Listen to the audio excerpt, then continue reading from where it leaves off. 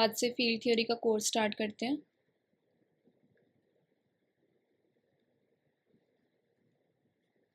Book हम follow करेंगे PM cone. इसके चैप्टर 7 से हम स्टार्ट करेंगे।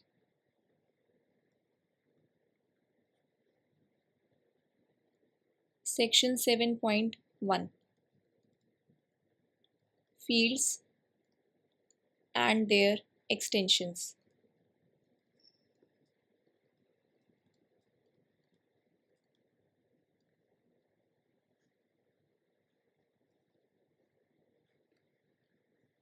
So first definition, what is a field? So field आपकी क्या होती है? एक कॉम्यूटेटिव रिंग है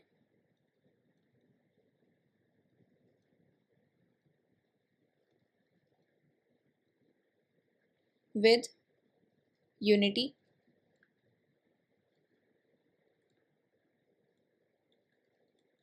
in which every non-zero element is a unit। इसका मतलब क्या है? हर एक नॉन जीरो एलिमेंट के पास इनवर्स है। That is every non zero element has an inverse. So generally एक फील्ड आपकी क्या है? एक नॉन एम्प्टी सेट है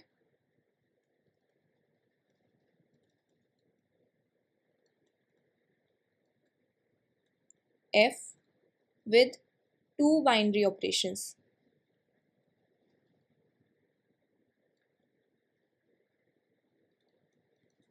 addition and multiplication.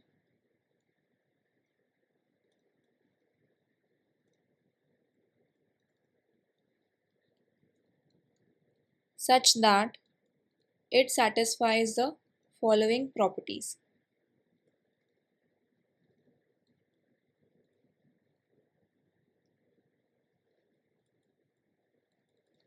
So first जो आपका हमने ये नॉन एम्प्टी सेट लिया है, ये with respect to addition operation एक एबेलियन ग्रुप बनाएगा। This is an abelian group. Abelian group मतलब 5 प्रॉपर्टीज उसमें फॉलो करेंगी: closure, associative, existence of identity element, existence of inverse element and commutative property with additive identity 0।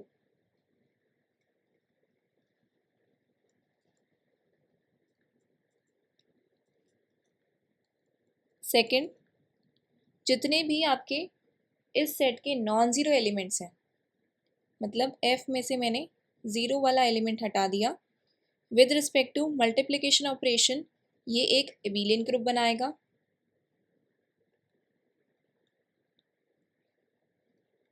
With multiplicative identity 1।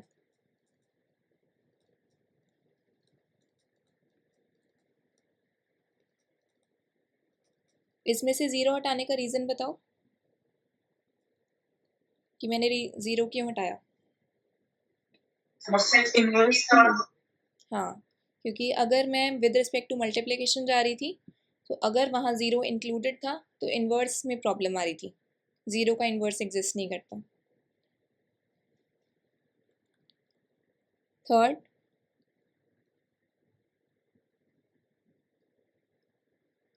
F has distributive property, means it distributes multiplication over addition।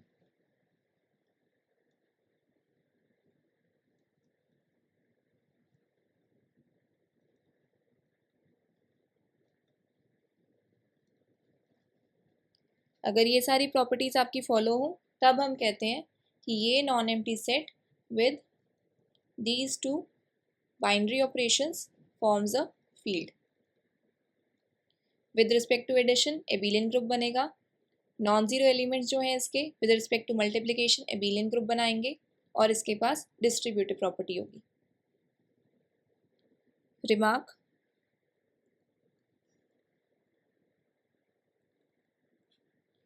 every field is an integral domain.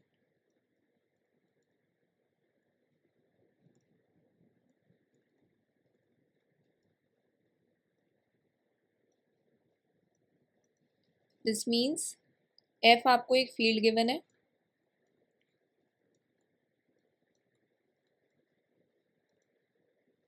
और मुझे क्या prove करना है that f is an integral domain.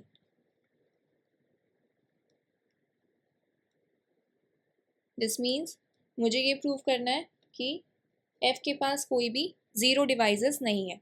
यही होता है integral domain without any zero devices. That is f has no zero devices.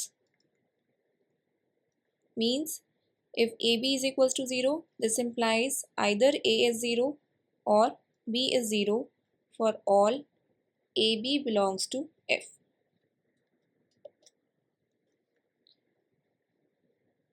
So हम यहाँ से स्टार्ट करते हैं। Let AB is equals to 0, जहाँ पे A और B आपके हमने एलिमेंट्स लिए हैं फील्ड F से।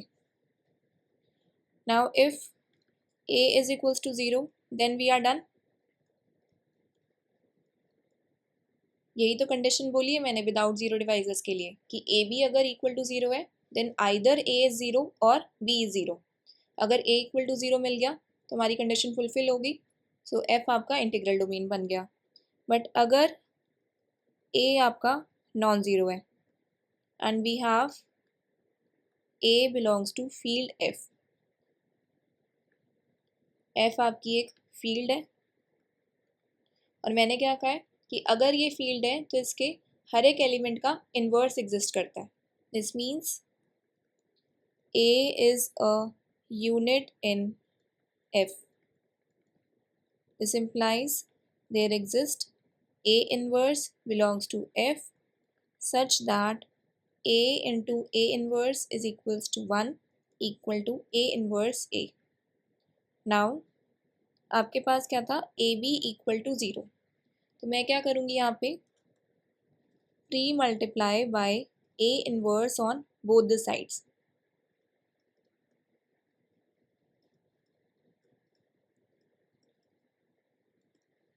So A inverse AB equal to A inverse into 0, और ये हम क्यों कर पा रहे हैं क्योंकि A इन्वर्स आपका नॉन ज़ीरो है।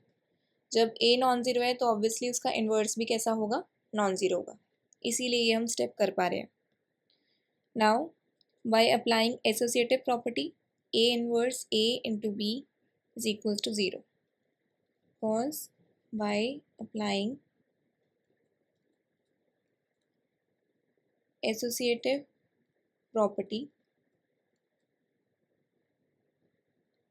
with respect to multiplication.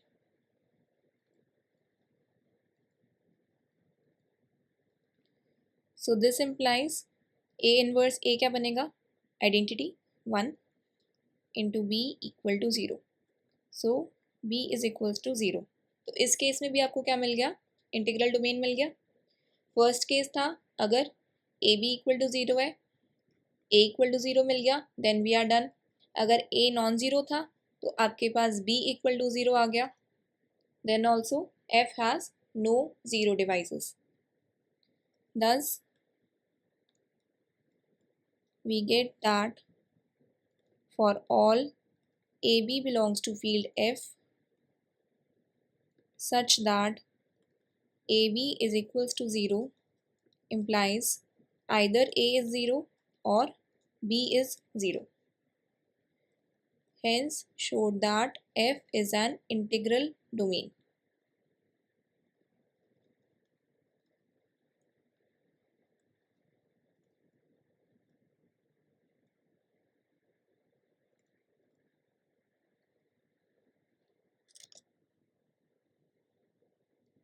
Clear हुआ?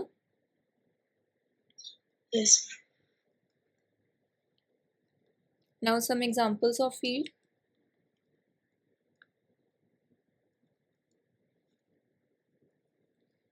The set of rational numbers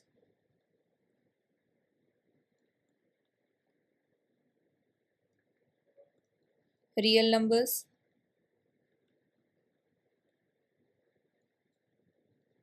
and complex numbers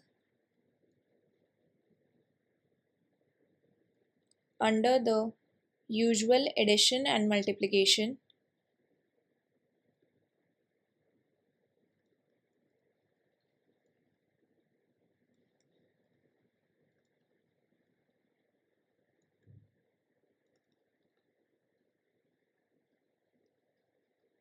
forms a field. Next example, q root 2. ये किस टाइप का सेट होता है? a प्लस बी रूट 2, जहाँ पे क्या कह रहे हो? यस मैम, a और b आपके रैशनल्स हैं. So this is a field under usual addition and multiplication.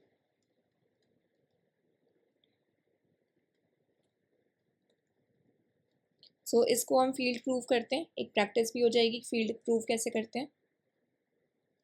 So सबसे पहले आप क्या दिखाओगे? q root 2 under addition operation forms an abelian group. तो एबेलियन ग्रुप की 5 प्रॉपर्टीज हम सेटिस्फाई करके दिखाएंगे. So first property, closure property under addition.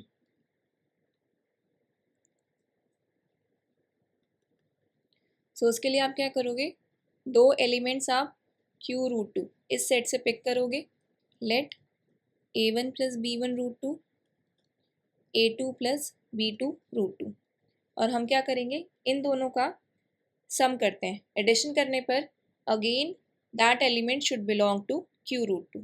So a1 plus b1 root 2 plus a2 plus b2 root 2 is equals to a1 plus a2 plus root 2 common ले लो, b1 plus b2 root 2. So this belongs to q root 2. और ये इसलिए भी possible हो पाया क्योंकि हमें पता है कि q अंडर एडिशन आपका एक ग्रुप बनाता है. This means q is closed under addition. Second property, associative property under addition. अब आप 3 एलिमेंट्स लोगे.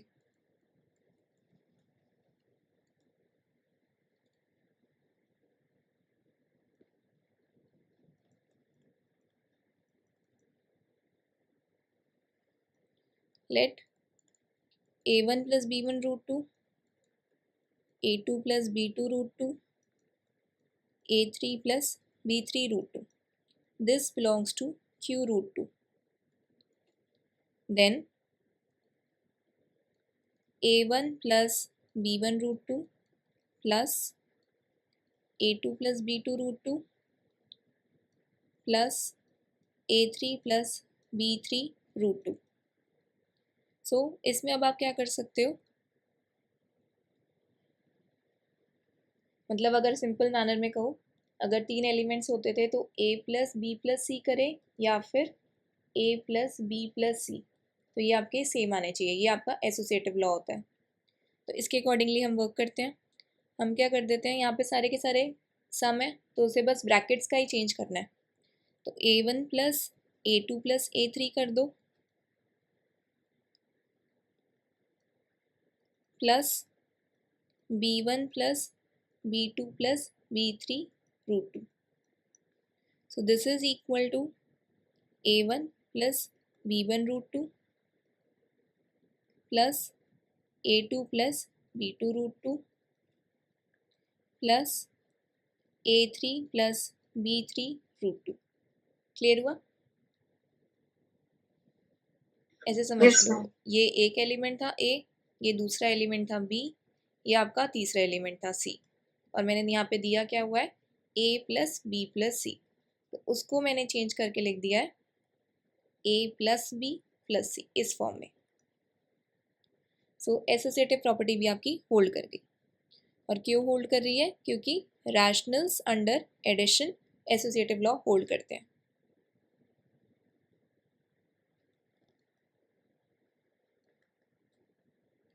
Third property, existence of additive identity. With respect to addition बात कर रहे हैं तो एडिटिव आइडेंटिटी लिखेंगे।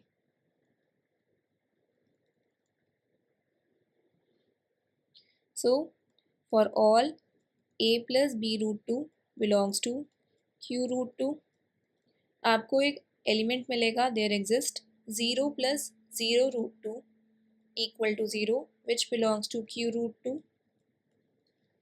such that a plus b root 2 plus 0 is equals to a plus b root 2 equal to 0 plus a plus b root 2।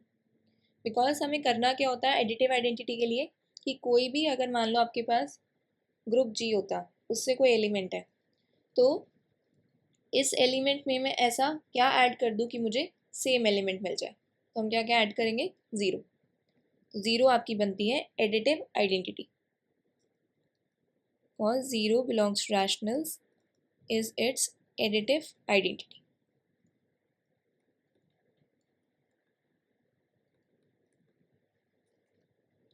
Fourth is existence of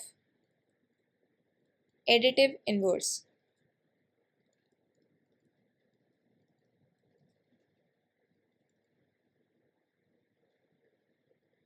For all a plus b root 2 belongs to q root 2, there exist minus a plus minus b root 2 belongs to q root 2 such that a plus b root 2 plus minus a plus minus b root 2 is equals to 0, equal to minus a plus minus b root 2 plus a plus b root 2। क्योंकि आपका additive inverse क्या होता है कि अगर आपके पास कोई भी एलिमेंट ग्रुप जी को बिलोंग करता है then there exist b belongs to G such that a plus b करने पर आपके पास क्या आ जाए आइडेंटिटी। आइडेंटिटी यहाँ पे ज़ीरो थी, इसका मतलब b is equals to minus है, इस वजह से हमने ये माइनस ऑफ दिस एलिमेंट लिया है। Cause rationals has additive inverse. यहाँ तक कोई doubt? No, ma'am. Final property, अब हमें शो करना है कॉम्यूटेटिव अंडर एडिशन।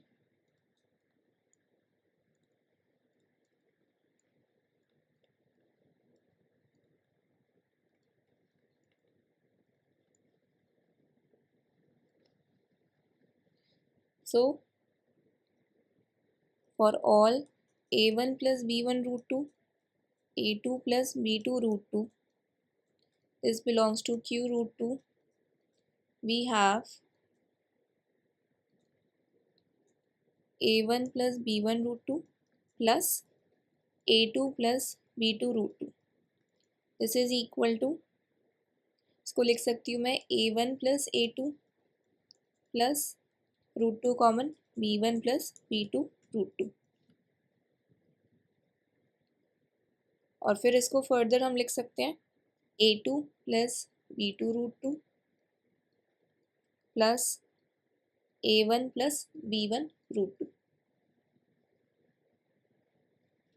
मतलब ये मैंने बस मैनिपुलेशन ही करी है, ये दोनों कंबाइन कर दिए और ये वाले एलिमेंट कंबाइन कर दिए, क्योंकि a plus B equal to B plus A हमें दिखाना होता है कॉम्यूटेटिव के लिए।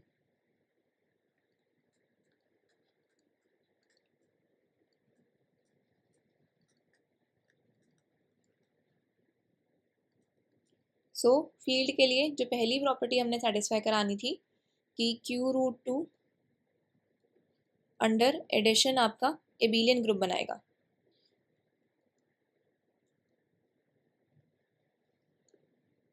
अब नेक्स्ट मुझे ये शो करना है कि जो नॉन ज़ीरो Q√2 के एलिमेंट्स हैं वो with respect to multiplication abelian group बनाएंगे। So sixth property, closure property under multiplication.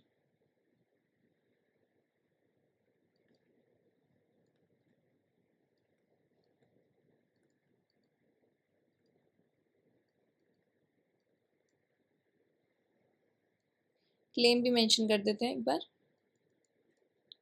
Q√2 minus 0 under multiplication forms an abelian group.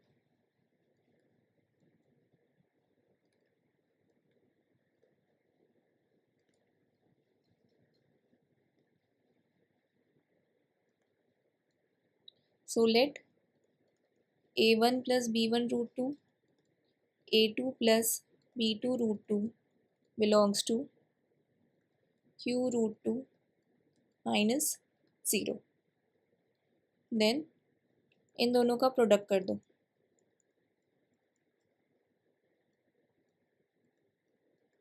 So this will be a1 a2 plus a1 b2 root 2 plus a2 b1 root 2 plus 2 b1 b2.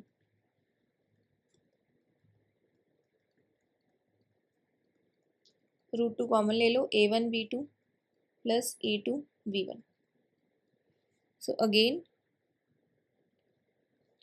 this belongs to Q√2 minus 0 because rationals is closed under multiplication sign.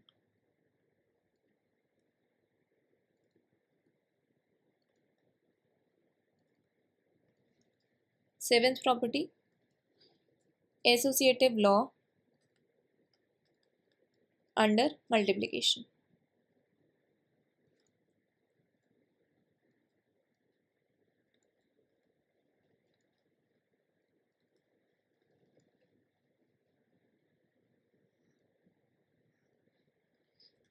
So तीन elements हम ले लेते हैं।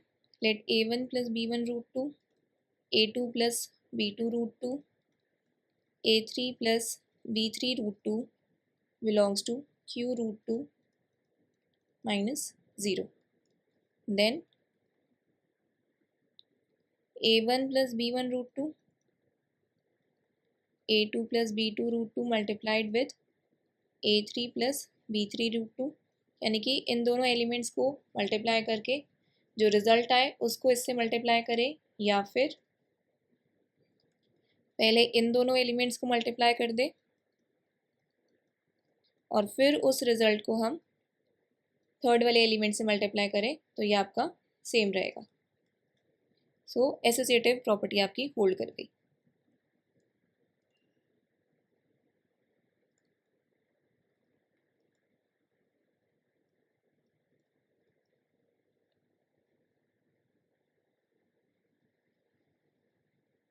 Next इसके बाद हम दिखाएंगे existence of unity.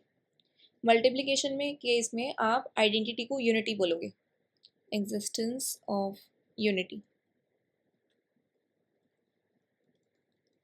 So for all a plus b root 2 belongs to Q√2, there exists 1 plus 0 root 2 equal to 1, which belongs to Q√2 minus 0, such that a plus b root 2 into 1 is equals to a plus b root 2.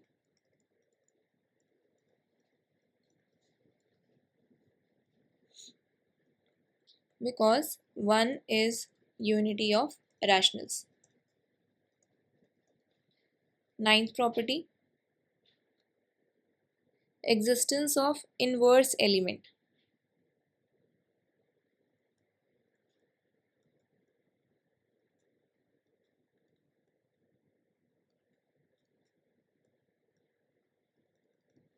Let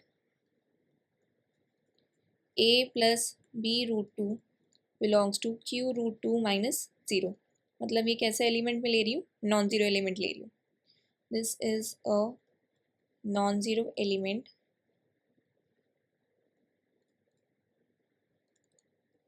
और हम मान लेते हैं कि जो इसका inverse है वो c+d√2 है।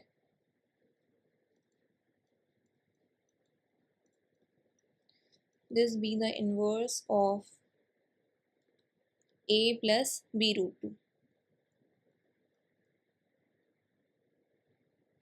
This means by definition of inverse element, ये आपका एलिमेंट था, इसको इसके इन्वर्स से मल्टीप्लाई करने पर आपके पास आनी चाहिए थी यूनिटी। यूनिटी आपके पास 1 है।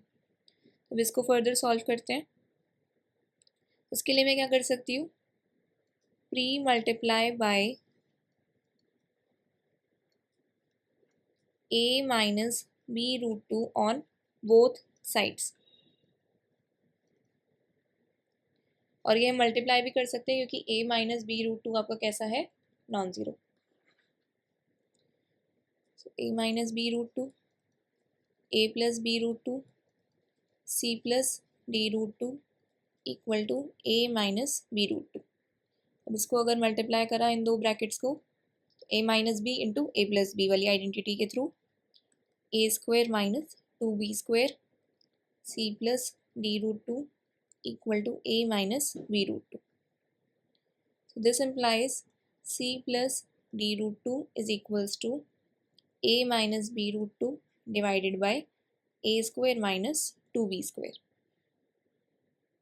इसको लिख सकते हैं a/a² minus 2b² minus b/a² minus 2b² √2। This belongs to q√2 minus 0. Now a² minus 2b² आपका कैसा है, नॉन ज़ीरो है। सिंस अगर ये आप इक्वल टू ज़ीरो ले लेते तो आपके पास आ जाता a is equals to plus minus √2b and this is a contradiction.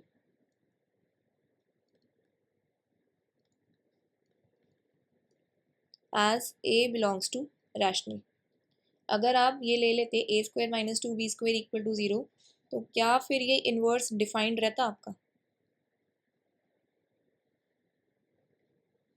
नहीं रहता ना।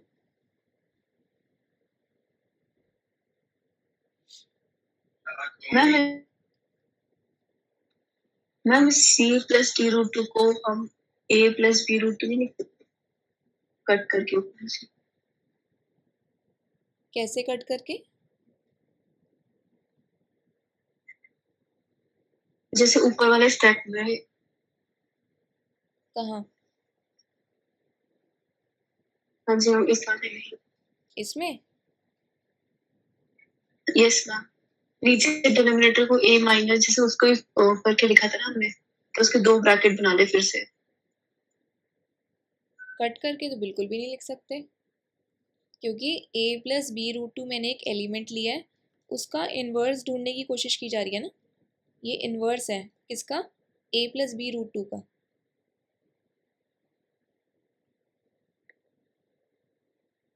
कट कैसे करोगे,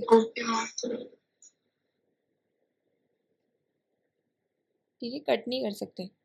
सो this means that for all a+b√2 belongs to q√2 minus 0 आपको इसका इन्वर्स मिल चुका है और इसका इन्वर्स यही है।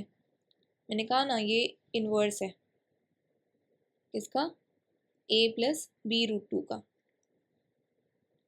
तो a+b√2 का इन्वर्स आपके पास आया है a-b√2 divided by a² minus 2b²। ठीक है, ये हमने दिखा दी है इन्वर्स वाली प्रॉपर्टी। इसके बाद दो और प्रॉपर्टीज रहेगी, एक दिखाना है एबिलियन और एक डिस्ट्रीब्यूटिव प्रॉपर्टी। सो कॉम्यूटेटिव प्रॉपर्टी दिखा देते हैं, कॉम्यूटेटिव प्रॉपर्टी अंडर मल्टीप्लिकेशन।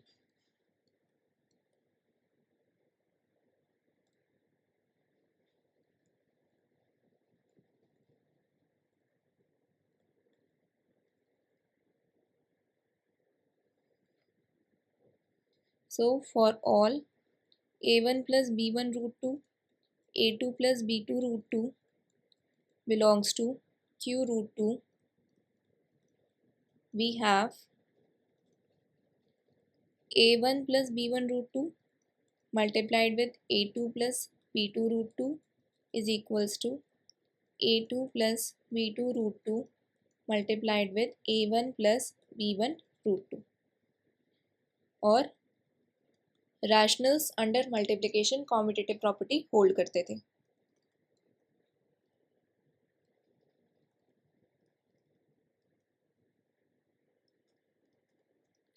सो फाइनल प्रॉपर्टी आपकी distributive property.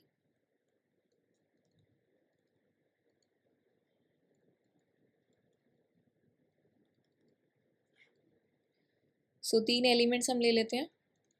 a1 plus b1 root 2, a2 plus b2 root 2, a3 plus b3 root 2 belongs to q root 2 minus 0.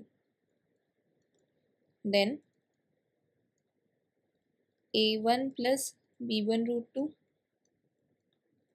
a2 plus b2 root 2 plus a3 plus b3 root 2. इसी तरीके से होता है ना, a multiplied with b plus c is equals to a b plus a C.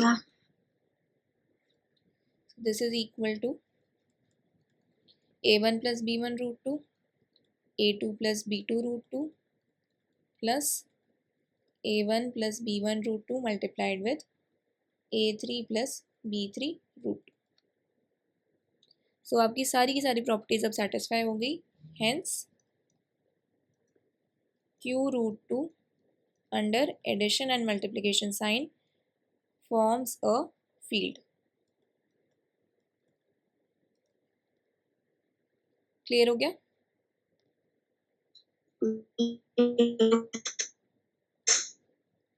Next है q iota. This is a plus iota b such that ab belongs to rationals. This is a field. ठीक है, ये बिल्कुल same है जैसे हमने example 2 करा है. तो इसको एक बार खुद से ट्राई करना होमवर्क में. कहीं डाउट आए तो फिर नेक्स्ट क्लास में पूछ लेना. Next example is the ring ZN. ZN के एलिमेंट्स हमारे कहाँ से होते हैं?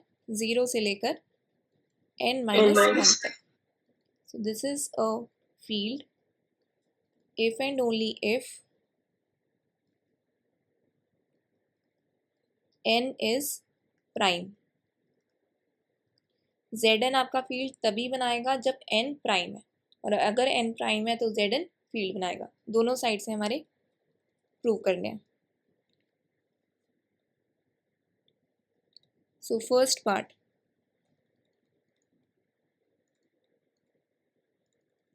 let Zn be a field to show n is a prime.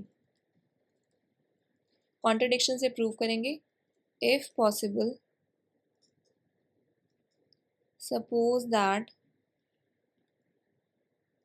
n is not a prime number, then prime नहीं होगा तो कॉम्पोजिट टाइप का होगा. So there exist a comma b such that n is equals to a into b, where a is greater than equal to 1 and less than equal to n. Similarly, b is also greater than equal to 1 and less than equal to n. So this means that ab mod n, this is equal to 0. ये आपका क्या था? Multiplication modulo n, b equal to 0. Multiplication modulo n क्या होता है? Remainder when a is multiplied with b and divided by n. a और b को multiply करो, n से डिवाइड करो, तो जो रिमाइंडर आता है वो आपका आंसर होता है मल्टीप्लिकेशन मॉडलो n में, where a and b are non zero. Last class में मैंने ज़ीरो डिवाइसेस की डेफिनेशन डिस्कस करी थी कि अगर ए आपका नॉन ज़ीरो है and there exist b which is also non zero such that a b is equals to zero, तो हम क्या कहते हैं, a and b are zero divisors. Zero divisors. So A and B are zero divisors. So अगर A और B zero divisor है तो ये बता दो कि Zn जो है वो इंटीग्रल डोमेन है या नहीं है. No, ma'am. This is not an integral domain. अब कॉन्ट्रडिक्शन देखो कहाँ आ रही है. मैंने लिया था फील्ड और मैंने पढ़ाया था हर एक फील्ड इंटीग्रल डोमेन बनती है, और यहाँ पे हमने दिखा दिया कि ये इंटीग्रल डोमेन नहीं आ रही, तो ये कॉन्ट्रडिक्शन होगी because our supposition was wrong. Yes, ma'am. This is a contradiction as Zn being a field is an integral domain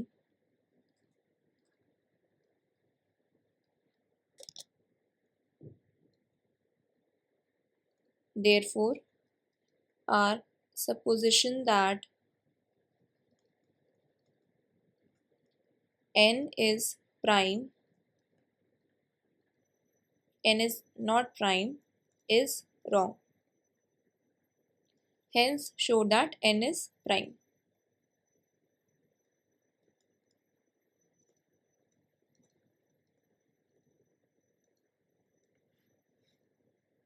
Converse part.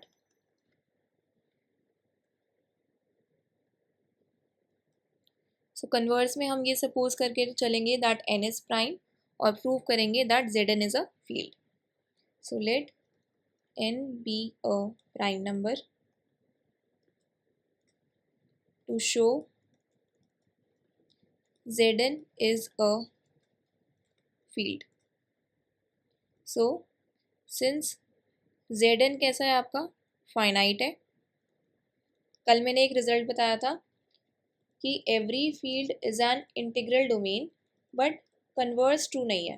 Converse को ट्रू करने के लिए मुझे फाइनाइट इंटीग्रल डोमेन लेनी पड़ेगी, तब जाके वो आपकी फील्ड बन जाएगी.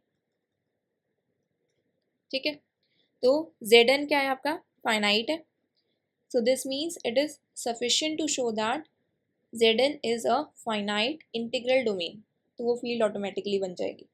So since Zn is finite then it is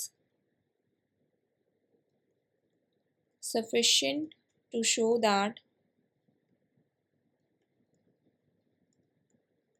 Zn is an integral domain.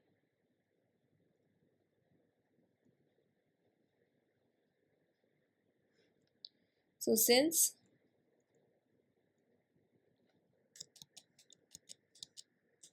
now Zn क्या है आपका, commutative ring with unity.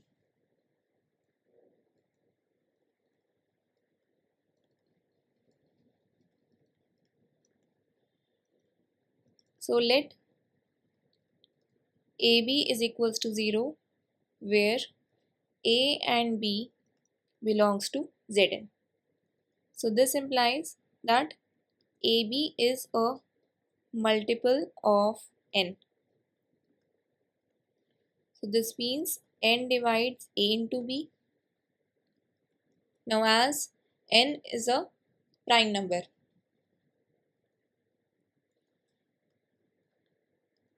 so this means n divides A और n divides B. क्योंकि n प्राइम नंबर है तो हम ऐसे लिख सकते हैं कि n divides A या फिर n divides B.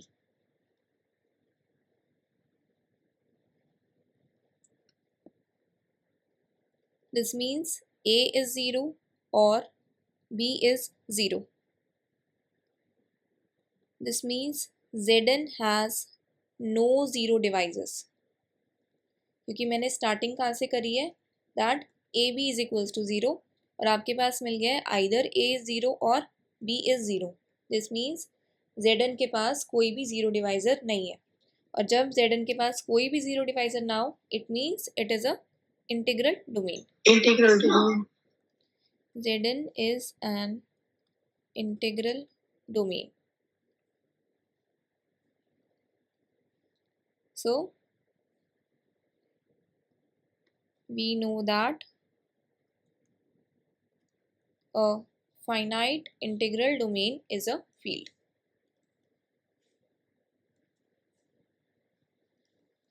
क्योंकि मुझे Zn को फील्ड प्रूव करना था, Zn ऑलरेडी फाइनाइट था, मैंने उसको इंटीग्रल डोमेन प्रूव कर दिया, तो हमारे पास आ गया that Zn is a field. Clear हुआ? Yes ma'am.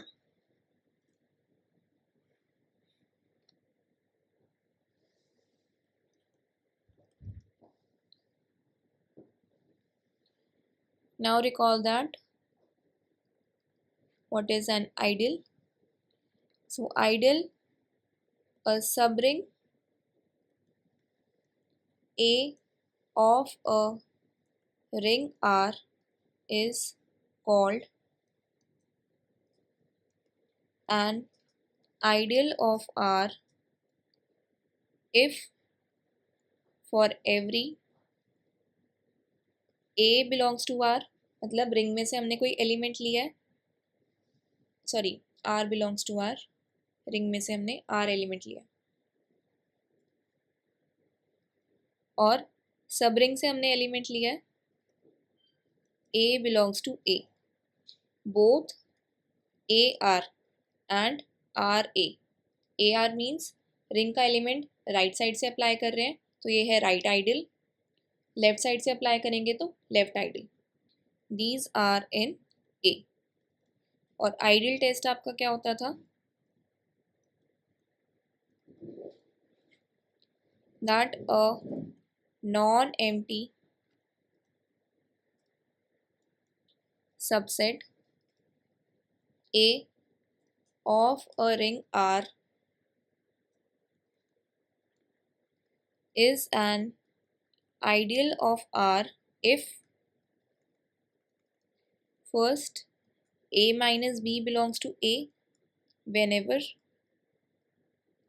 A comma B belongs to A.